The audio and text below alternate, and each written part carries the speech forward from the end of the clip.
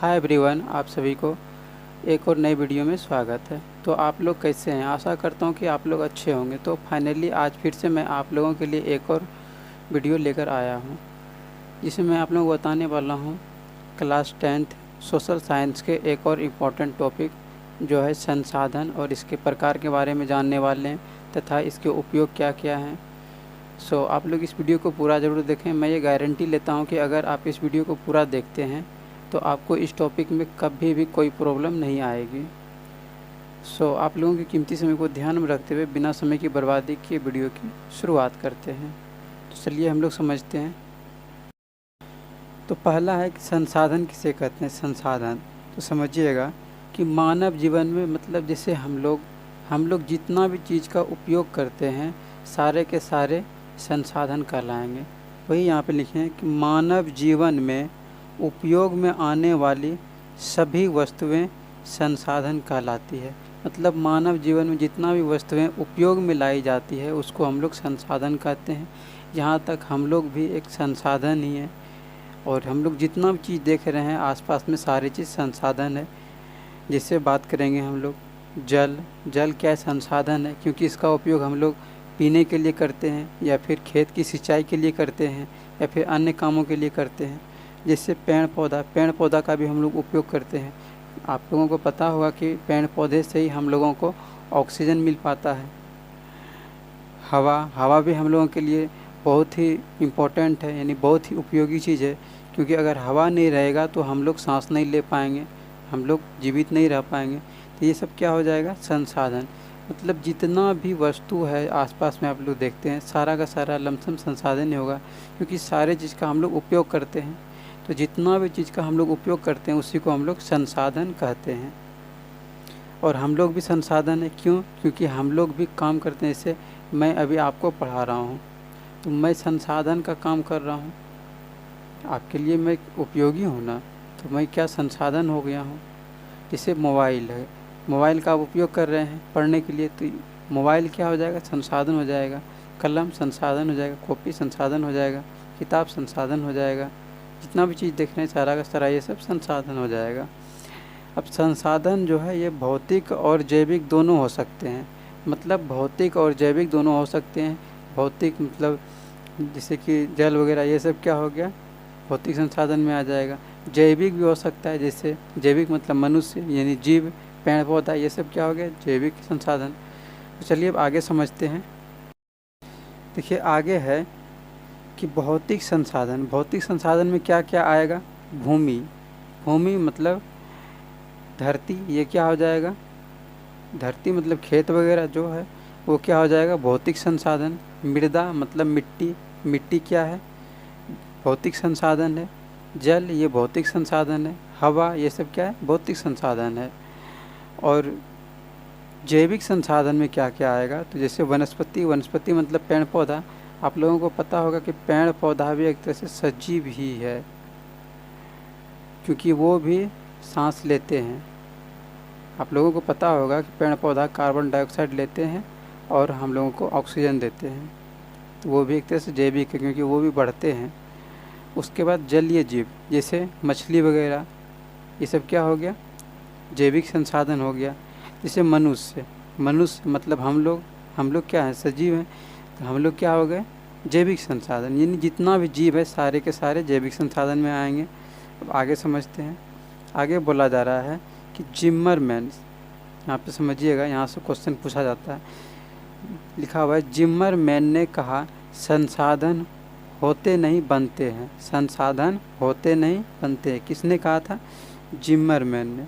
समझिए सही बात इन्होंने कहे थे कि संसाधन होते नहीं हैं, बनते हैं। जैसे मैं अभी आप लोगों को पढ़ा रहा हूँ, आप लोग पढ़ रहे हैं, आप लोग लाभ उठा रहे हैं, तो ये संसाधन का उपयोग मतलब आप कर रहे हैं, आपके लिए मैं संसाधन हूँ। लेकिन जो नहीं पढ़ रहे हैं, मेरा क्लास नहीं कर रहे हैं, वो संसाधन के रूप में हमें उपयोग कर रहे हैं क्या? नहीं कर रहे हैं, तो उसके लिए मैं संसाधन नहीं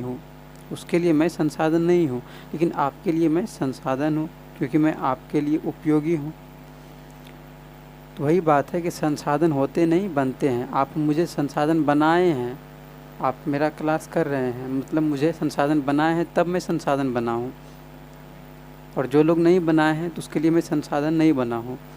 वही बात ये बोले हैं। आगे है, सेवा को भी संसाधन माना गया है। मतलब सेवा को भी संसाधन माना गया है। अगर किसी का आप सेवा कर रहे हैं तो भी संसाधन का उपयोग कर रहे हैं, मतलब उसके लिए आप उपयोगी हो गए। आगे है, मानव भी एक संसाधन है। आपको बताए थे मानव भी एक संसाधन है। चलिए अब आगे समझते हैं। आगे है संसाधन का प्रकार। तो उत्पत्ति के आधार पर संसाधन दो प्रकार के होते हैं। किसके आधार पे? तो उत्पत्ति के आधार पे संसाधन दो प्रकार के होते हैं। उत्पत्ति के आधार पर कितने प्रकार के होते हैं? दो प्रकार के। कौन कौन सा? पहला होता है जैव संसाधन और दूसरा होता है अजैव संसाधन। पहला जैव संसाधन, दूसरा अजैव संसाधन। तो चलिए अब हम लोग इसको समझते हैं कि जैव संसाधन किसको कहते हैं और अजैव संसाधन किसको कहते हैं। तो समझिए जैव संसाधन क्या है। तो सजीव वस्तुओं के समूह को हम लोग जैव संसाधन कहते हैं। मतलब जितना भी सजीव है सारे के सारे जैव संसाधन में आएंगे। जैव मतलब जीव, जितना भी जीव है मतलब सजीव है वो सब किस में आएंगे? जैव संसाधन में। जैसे मनुष्य, हम लोग क्या है? जीव है, तो हम लोग क्या आ जाएंगे? जैव संसाधन में। वनस्पति भी एक तरह से जीव है, पेड़ पौधा, वो भी हो जाएगा जैव संसाधन। पशु भी क्या है? जैव संसाधन है। गाय, भैंस, ये सब क्या है? जैव संसाधन है। पक्षी भी क्या है? जैव संसाधन है। ये सब हो जाएगा जैव संसाधन। मतलब जो भी सजीव होंगे वो जैव संसाधन कहलाएंगे। अब चलिए हम लोग समझते हैं अजैव संसाधन क्या है। तो अजैव संसाधन, इसमें बोला जा रहा है कि निर्जीव वस्तुओं के समूह को अजैव संसाधन कहा जाता है। मतलब निर्जीव वस्तुओं का जो समूह है उसको हम लोग अजैव संसाधन कहते हैं। जैसे चट्टान हो गया, धातु हो गया, खनिज हो गया, प्लास्टिक हो गया, ये सब क्या हो जाएगा? अजैव संसाधन। खनिज किसको कहते हैं? जिसको हम लोग धरती के अंदर से खोद करके निकालते हैं वो खनिज कहलाता है। ठीक है।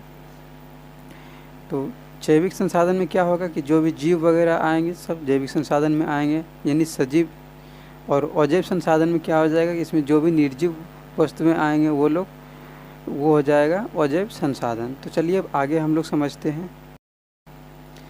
आगे है कि उपयोगिता के आधार पर संसाधन दो प्रकार के होते हैं। उपयोगिता के आधार पर संसाधन दो प्रकार के होते हैं। अभी हम लोग पहले पढ़े थे उत्पत्ति के आधार पर, लेकिन यहाँ पर क्या है? ये उपयोगिता के आधार पर।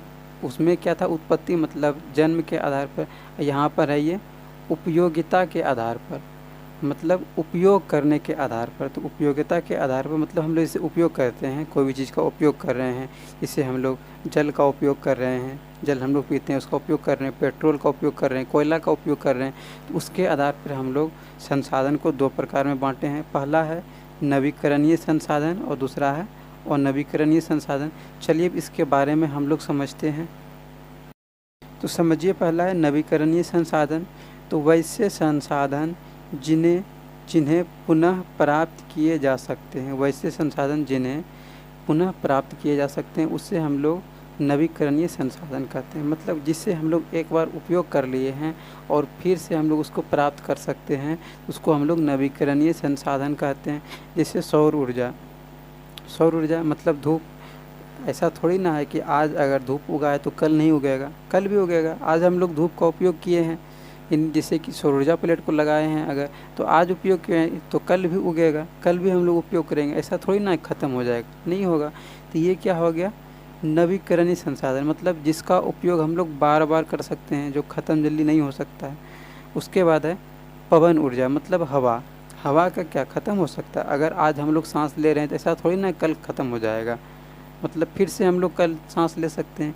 तो ये हो जाएगा नवीकरणीय संसाधन। जैसे जल, आज हम लोग पी रहे हैं, कल भी हम लोग को जल मिलेगा, परसों भी जल मिलेगा, मतलब जल मिलते रहेगा, ये ख़त्म नहीं होगा। तो ये क्या हो गया?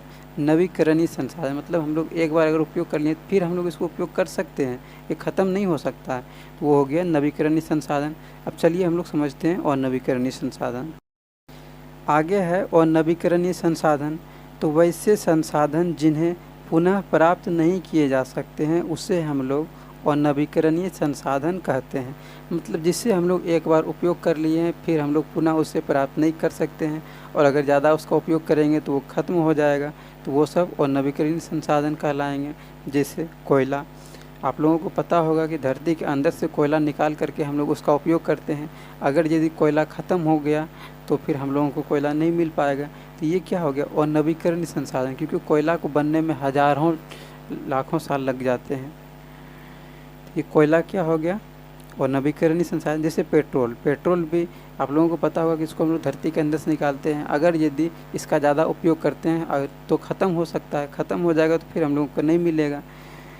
तो ये क्या हो जाएगा, और नवीकरणीय संसाधन मतलब जिसको हम लोग पुनः प्राप्त नहीं कर सकते हैं। पेट्रोल को क्या हम लोग पुनः प्राप्त कर सकते हैं, अगर ख़त्म हो गया तो हम लोग प्राप्त नहीं कर सकते हैं। कोयला को भी हम लोग पुनः प्राप्त नहीं कर सकते, इसको बना नहीं सकते हैं। तो ये सब हो जाएगा और नवीकरणीय संसाधन। तो चलिए आगे समझते हैं। आगे बोला जा रहा है कि स्वामित्व के आधार पर संसाधन 4 प्रकार के होते हैं। देखिए, पहले हम लोग पढ़े थे किसके आधार पर, उत्पत्ति के आधार पर। उसके बाद हम लोग पढ़े उपयोगिता के आधार पर, मतलब उपयोग करने के आधार पर। लेकिन यहाँ पर क्या है, स्वामित्व के आधार पर। स्वामित्व के आधार पर हम लोग संसाधन को 4 प्रकार में बांटे हैं। स्वामित्व का मतलब क्या हो गया कि मतलब किसी का होना, किसी का अधिकार होना, वो हो गया स्वामित्व का। जैसे आपके पास मोबाइल है तो आपका अधिकार है, आपके मोबाइल पे आपका अधिकार है कि आपको जब मन होगा चला सकते हैं। क्या मैं आपको मना कर सकता हूँ? नहीं कर सकता हूँ, या फिर कोई मना नहीं कर सकते, क्योंकि वो आपका है, वो आपका है, यानी आप उसके स्वामित्व हैं, उसके आप स्वामी हैं। मतलब इसलिए स्वामित्व के आधार पर हम लोग संसाधन को 4 प्रकार में बांटे हैं। स्वामित्व का मतलब क्या हो गया, किसी का अधिकार होना उस पर। तो स्वामित्व के आधार पर हम लोग 4 प्रकार का कौन कौन सा, पहला है व्यक्तिगत संसाधन, दूसरा है सामूहिक संसाधन यानी सामुदायिक संसाधन बोल सकते हैं, और तीसरा है राष्ट्रीय संसाधन, और चौथा है अंतर्राष्ट्रीय संसाधन। तो चलिए हम लोग बारी बारी से इसको समझते हैं। तो पहला है व्यक्तिगत संसाधन। व्यक्तिगत संसाधन क्या हो जाएगा, इसमें है कि वैसे संसाधन जिस पर किसी एक व्यक्ति का अधिकार हो, उसे हम लोग व्यक्तिगत संसाधन कहते हैं। मतलब जिस भी संसाधन पर किसी एक व्यक्ति का अधिकार हो, जिस भी वस्तु पर किसी एक व्यक्ति का अधिकार हो, उसे हम लोग व्यक्तिगत संसाधन कहते हैं। जैसे घर हो जाएगा, किसी का घर है, जैसे आपका घर है तो आपका व्यक्तिगत संसाधन हो गया वो। अगर हम चाहेंगे कि आपके घर को कुछ करना, तोड़ना या फिर बनाना, तो नहीं कर सकते हैं, क्योंकि वो आपका है। तो आपका अगर मन होगा उसको तोड़ देने के लिए तो आप तोड़ सकते हैं, बनाने का मन होगा तो बना सकते हैं, आपको जो मन हो सकता है कर सकते हैं, क्योंकि वो आपका हो गया। जैसे आपका कार हो गया, कार है तो कार आपका कार है, मतलब वो आपका व्यक्तिगत कार है, वो व्यक्तिगत संसाधन हो गया। जैसे कि आपका जब मन होगा कार चलाने का तब चलाइएगा, अगर आपका है तो। अगर मेरा मन होगा तो नहीं चला सकते हैं हम, आपसे परमिशन लेना पड़ेगा। तो ये क्या हो गया, ये व्यक्तिगत संसाधन हो गया। जैसे मोबाइल, आपके पास मोबाइल है, आपका जब मन होगा चलाइएगा, तो ये क्या हो गया, व्यक्तिगत संसाधन। तो चलिए अब आगे हम लोग समझते हैं। आगे है सामुदायिक संसाधन। तो इसमें बोला जा रहा है वैसे संसाधन जिस पर किसी खास समूह का अधिकार हो, उसे सामुदायिक संसाधन कहते हैं। मतलब किसी भी खास समूह का अगर यदि अधिकार हो तो उस संसाधन को हम लोग सामुदायिक संसाधन कहते हैं या फिर सामूहिक संसाधन कहते हैं। जैसे तालाब, गुरुद्वारा, सामुदायिक भवन, समझिएगा, इस पर किसी एक समूह का अधिकार हो। समूह का अधिकार का होने का मतलब हो गया कि मतलब जैसे कि बोल सकते हैं तालाब में एक समूह, मतलब कि सिर्फ ऐसा नहीं हो सकता है कि सिर्फ आप ही जा सकते हैं तालाब पे। ये समूह का बात हो, कोई भी जा सकता है, आपके गांव के लोग जो भी है, जो भी चाहे वो वहाँ पे जा सकते हैं। आप मना नहीं कर सकते उसको, क्योंकि वो सामुदायिक संसाधन हो गया, मतलब वो एक समूह का हो गया। जैसे गुरुद्वारा किसी एक का नहीं है, एक समूह का है, मतलब कोई भी वहाँ पे जा सकता है। तो ये क्या हो गया, सामुदायिक संसाधन। जैसे सामुदायिक भवन किसको कहते हैं, जहाँ पे एक वेटिंग के लिए एक भवन बनाया जाता है ना। जैसे कि कहीं आप जा रहे हैं गाड़ी से, अगर कहीं जा रहे हैं तो अगर आपको रुकना है तो वहाँ पे रुक सकते हैं। सामुदायिक भवन होता है, तो उसको हम लोग क्या बोलेंगे, सामुदायिक संसाधन। उसको हम लोग बोलेंगे सामुदायिक संसाधन। मतलब उस पर एक से अधिक लोगों का अधिकार होगा, किसी समूह का अधिकार होगा, यानी पूरे समूह का अगर अधिकार हो रहा है तो उसको हम लोग सामुदायिक संसाधन कहते हैं। तो चलिए अब आगे हम लोग समझ लेते हैं। अगला है राष्ट्रीय संसाधन। राष्ट्रीय संसाधन, इसमें बोला जा रहा है वैसे संसाधन जिस पर किसी राष्ट्र का मतलब क्या हो गया, देश, किसी देश का अधिकार हो उसे राष्ट्रीय संसाधन कहते हैं। मतलब वैसा संसाधन जिस पर किसी देश का अधिकार हो उसको हम लोग राष्ट्रीय संसाधन कहते हैं।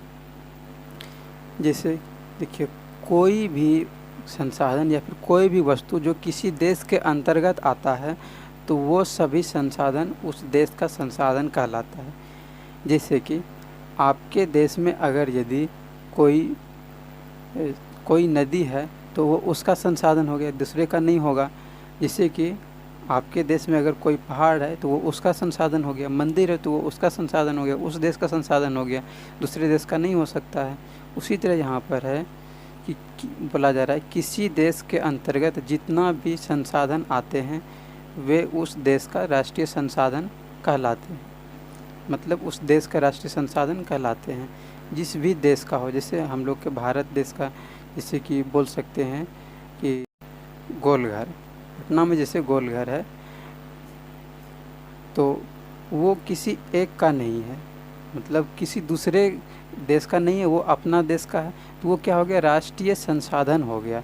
अगर यदि सरकार का जो मन होगा उसमें कर सकते हैं तो वो राष्ट्रीय संसाधन हो गया, क्योंकि अपना देश का। अगर यदि किसी दूसरे देश का अगर मन होगा कि यहाँ पर आकर कुछ कर सकते हैं तो वो नहीं कर सकते, क्योंकि ये हम लोगों के देश का संसाधन है। तो वो क्या हो गया, राष्ट्रीय संसाधन। चलिए अब आगे समझते हैं।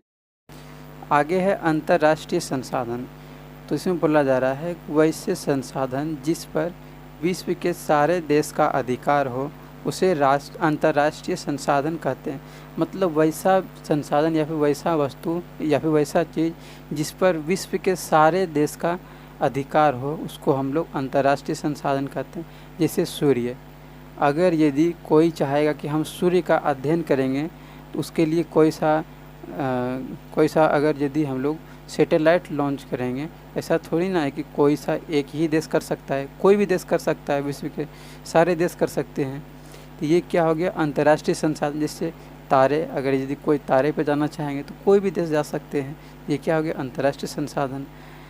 और आगे है कि तट रेखा से 200 किलोमीटर तक की दूरी का क्षेत्र अपवर्जक आर्थिक क्षेत्र कहलाता है। समझिएगा कि कोई भी, मान लेते हैं यहाँ पर कोई भी देश है और इसके इधर अगर यदि समुद्र है तो इससे लेकर के ये तट है, तट क्या कहलाता है, तो समुद्र से जो लगा हुआ रहता है ये सीमा, इसको हम लोग तट बोलते हैं। तो इस तट रेखा से लेकर 200 किलोमीटर तक की जो दूरी होती है वो उस देश के अधिकार में आता है, उस देश के अधिकार में आता है। बाकी बात जो इधर बचा हुआ रह गया वो अंतर्राष्ट्रीय सीमा बन जाता है, वो अंतर्राष्ट्रीय संसाधन बन जाता है। मतलब 200 किलोमीटर तक उसका अधिकार होता है, उसको जो मन होगा वो कर सकते हैं। लेकिन उसके बाद जो भी क्षेत्र आएगा, जो भी समुद्र का क्षेत्र आएगा वो अंतर्राष्ट्रीय संसाधन हो जाएगा। मतलब विश्व के सारे देश उस पर रिसर्च कर सकते हैं, वहाँ पे जा सकते हैं, अपना अधिकार जता सकते हैं। लेकिन 200 किलोमीटर तक जो है वो उसी देश का सिर्फ होगा। तो ये क्या हो गया, अंतर्राष्ट्रीय। मतलब इसके आगे जो भी आएगा क्षेत्र वो अंतर्राष्ट्रीय संसाधन में आ जाएगा। तो चलिए अब इसको फिर से हम लोग एक बार रिवीजन कर लेते हैं। सबसे पहले हम लोग क्या पढ़े हैं, संसाधन। आपको बताए हैं कि हम लोग जितना भी चीज़ का उपयोग करते हैं सभी के सभी संसाधन होंगे। मतलब मानव जीवन में उपयोग में आने वाली सभी वस्तुएं संसाधन कहलाती है। जैसे जल, पेड़ पौधे, हवा, ये सब क्या हो जाएगा, संसाधन हो जाएगा। संसाधन भौतिक और जैविक दोनों हो सकते हैं। भौतिक मतलब जल वगैरह हो सकता है, मृदा हो सकता है। जैविक का मतलब जो भी जीव आते हैं वो सब हो सकते हैं जैविक। उसके बाद बोला जा रहा है भौतिक संसाधन, इसमें कौन कौन आएंगे, भूमि, मृदा, मिट्टी, मतलब जल, हवा, ये सब हो जाएगा भौतिक संसाधन। और जैविक संसाधन में वनस्पति मतलब पेड़ पौधे, जलीय जीव, मनुष्य मतलब जो भी जीव है वो सब जैविक संसाधन हो जाएंगे। उसके बाद बोला जा रहा है कि जिमरमैन ने कहा संसाधन होते नहीं बनते हैं। आपको बताए हैं कि किसने कहा था संसाधन होते नहीं बनते हैं, जिमरमैन ने कहा था। सेवा भी क्या है, एक संसाधन माना गया है। आपको बताया है कि मानव मतलब मनुष्य क्या है, ये भी एक संसाधन और ये बहुत बड़ा संसाधन है। उसके बाद बताए थे संसाधन का प्रकार, बताए थे उत्पत्ति के आधार पर संसाधन 2 प्रकार के होते हैं। पहला है जैव संसाधन, दूसरा है अजैव संसाधन। अब जैव संसाधन में क्या आ जाएगा, जितना भी सजीव वस्तुएं हैं, सजीव हैं, वो सब आ जाएंगे जैव संसाधन में। तब जितना भी सजीव वस्तुएं हैं या फिर उसके समूह हैं, उसको हम लोग जैव संसाधन कहते हैं। जैसे मनुष्य, वनस्पति यानी पेड़ पौधे, पशु पक्षी, ये सब क्या हो जाएंगे, जैव संसाधन हो जाएंगे। उसके बाद हम लोग पढ़े थे अजैव संसाधन। इसमें निर्जीव वस्तुएं आएंगे, निर्जीव वस्तुओं के समूह आएंगे, उससे हम लोग अजैव संसाधन कहते हैं। जैसे चट्टान, धातु, खनिज, प्लास्टिक, ये सब हो जाएगा अजैव संसाधन। आगे चलिए समझते हैं। उसके बाद आप लोगों को बताए थे उपयोगिता के आधार पर संसाधन 2 प्रकार के होते हैं। कौन कौन सा, पहला होता है नवीकरणीय, दूसरा होता है अनवीकरणीय। उसके बाद हम लोग पढ़े थे नवीकरणीय संसाधन, तो वैसे संसाधन जिन्हें पुनः प्राप्त कर सकते हैं, एक बार उपयोग किए फिर से हम लोग प्राप्त कर सकते हैं, उससे हम लोग नवीकरणीय संसाधन कहते हैं। जैसे सौर ऊर्जा, एक बार उपयोग करने के बाद पुनः कर सकते हैं। पवन ऊर्जा मतलब हवा का उपयोग हम लोग कभी भी कर सकते हैं। जल हम लोग एक बार उपयोग करने के बाद बार बार हम लोग उसका उपयोग कर सकते हैं। उसके बाद हम लोग पढ़े थे अनवीकरणीय संसाधन, तो वैसे संसाधन जिसका उपयोग हम एक बार करने के बाद पुनः उसको प्राप्त नहीं कर सकते हैं, उसको हम लोग अनवीकरणीय संसाधन कहते हैं। जैसे कोयला अगर ख़त्म हो जाएगा तो हम लोग उसको नहीं बना सकते हैं, पेट्रोल हम लोग नहीं बना सकते हैं ख़त्म होने पर। उसके बाद हम लोग पढ़े थे स्वामित्व के आधार पर संसाधन 4 प्रकार के होते हैं। कौन कौन सा, पहला पढ़े थे व्यक्तिगत संसाधन, दूसरा पढ़े थे सामुदायिक संसाधन, और तीसरा पढ़े थे राष्ट्रीय संसाधन, और चौथा पढ़े थे अंतर्राष्ट्रीय संसाधन।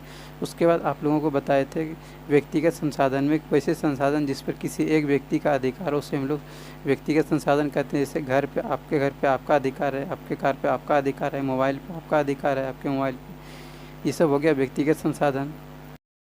उसके बाद आपको बताए थे सामुदायिक संसाधन, तो इसमें बताए थे कि वैसे संसाधन जिस पे किसी एक खास समूह का अधिकार हो, उसको हम लोग सामुदायिक संसाधन कहते हैं। जैसे तालाब पर कोई भी जा सकते हैं, गुरुद्वारा कोई भी जा सकते हैं, एक आदमी का नहीं होता है वो, सामुदायिक भवन एक आदमी का नहीं होता है।